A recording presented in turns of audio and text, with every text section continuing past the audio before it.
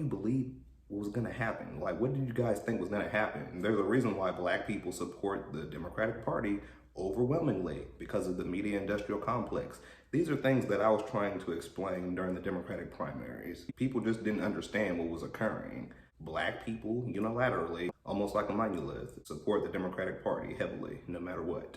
Trump did increase his support amongst people of color. That's how he pulled off of Florida. That's how he pulled off of North Carolina. Not only that, but then Kayleigh McEnany, the press secretary who used to be on CNN, and Kayleigh McEnany, she's someone made a name for herself within the Republican Party. She's made a name for herself. She used to be on CNN. When she was on there, a lot of times they used to make fun of her and laugh at her and joke at her. Now she's the press secretary. So now she's having her biggest flex because she's in the administration that she just so loves so dearly to her heart. She starts claiming voter fraud in her press briefing.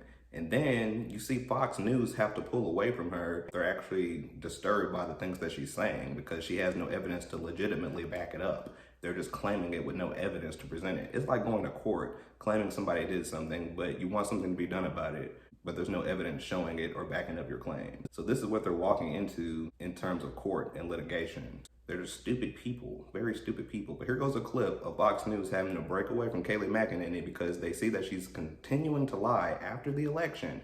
After Fox News, their network, called the election for Joe Biden, called Arizona early for Biden because they already did the math all the way through.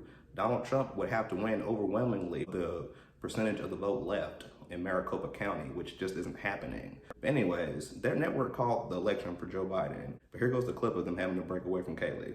We want an honest, accurate, lawful count. We want maximum sunlight. We want maximum transparency. We want every legal vote to be counted, and we want every illegal vote to be... Whoa. I just think we have to be very clear. She's charging, the other side is welcoming fraud and welcoming illegal voting. Unless she has more details to back that up, I can't in good countenance continue showing you this. I want to make sure that maybe they do have something to back that up, but that's an explosive charge to make, that the other side is effectively rigging and cheating. If she does bring proof of that, of course, we'll take you back. So far, she has started saying right at the outset, welcoming fraud, welcoming illegal voting. Not so fast. We'll have more after this.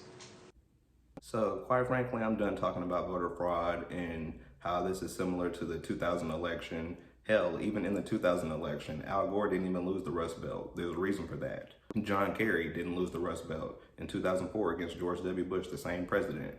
There's a reason for that.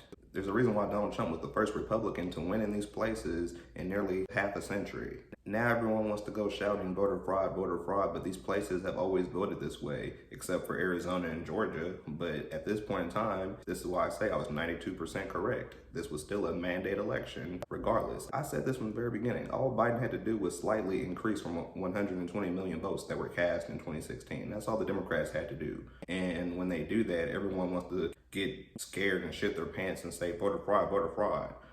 What do you mean? Like, what are you talking about? Now Trump doesn't want to cooperate with the transition, and they're not signing any documents to get the process going or to even initiate it. So, as I predicted, I believe Trump will have to be escorted out by the Secret Service because this is happening. It's over. The election's over. The Secret Service has increased their presence around both Kamala Harris and Joe Biden massively. Biden now has the same protections as Donald Trump. You can't fly over him for a certain distance. You can't get near him for a certain distance. He now has the same protocols and protections as the president of the United States. So it's over. It's over.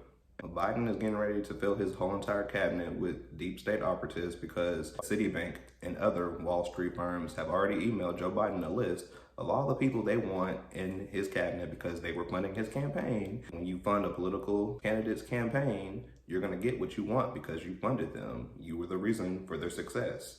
So now Biden is getting ready to put a whole bunch of Republicans and deep state operatives within his cabinet. We're going to push him. Like I said, we're going to come after his administration, and his administration will be primaried.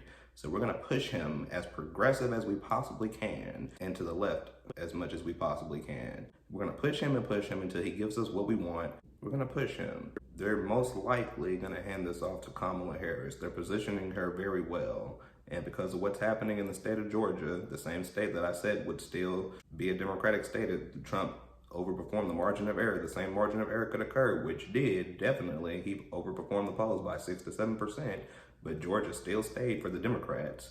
Because of what happened in Georgia and what's happening currently as I speak, you're gonna see people like Stacey Abrams, maybe even Mayor Keisha, rise to be a VP candidate, maybe, possibly for Kamala Harris in 2024. We have to ensure that we make a successful primary and come after their administration like no other. The people are hurting, truly, and the only way to help people rise up from this hurt is through progressive legislation and through a progressive push. Because we're not going to let them continue to go along with this deep state, neoliberalism, centrist politics for the remainder of this decade. That's over with. That's over with. We're tired of that. No more Barack Obama for 8 years. Make incremental change and pragmatic changes to the system, but not ultimately fix it the way it needs to be fixed. So we're coming after their administration. The Democrats have merely paused this horror film. Donald Trump can still run in 2024. You don't think Trump wouldn't run in 2024 and have his son as the VP candidate for the Republican ticket? I can definitely see that happening. So,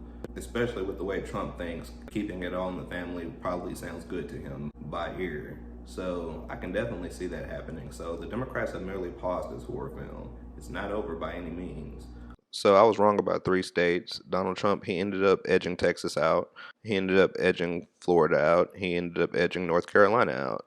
Now Texas still shifted to the left by 3%. So Donald Trump underperformed his 2016 margin by 3%. Midway through this decade, it will start to become competitive. Democrats might start winning here, like what's going on in Georgia right now.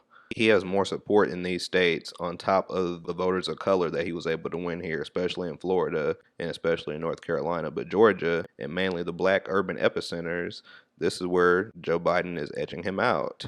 Clayton County, Joe Biden is just spanking him, not even close. Obviously spanking him in Gwinnett. Down here towards Savannah, he's spanking him. He kept up with him in the rural areas. Yes, Trump won the rural areas, but not by the margins that he was winning them by in 2016. Biden was still keeping up with him there. And this was the story all across America, to be honest with you. Trump wants the counting to continue in Arizona because he believes there's a chance he could edge him out there, which is not going to happen. Like I said, Fox News and the AP both have called Arizona for Biden. Definitely not going to come back in Pennsylvania. Biden is up by a substantial margin there.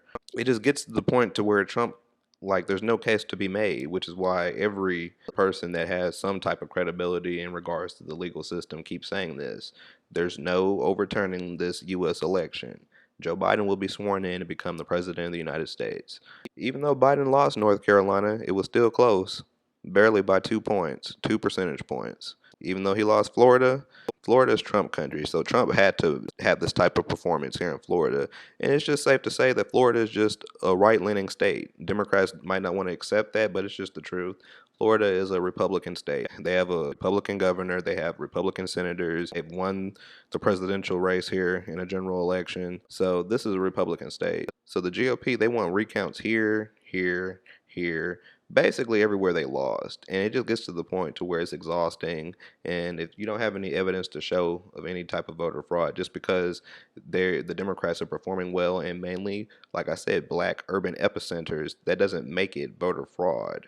The heart of Michigan, one could argue, Wayne County, where Detroit is at. Like Biden is just spanking him there, mainly black urban epicenters on top of the suburbs changing and going for the Democrats, which is why Biden is able to outperform and outlast Trump in places like Arizona, and in particularly because of Maricopa County. This is why Donald Trump is losing the state of Arizona and why he will lose the state of Arizona. The suburbs, along with the urban epicenters, came out in full unilateral support of Joe Biden.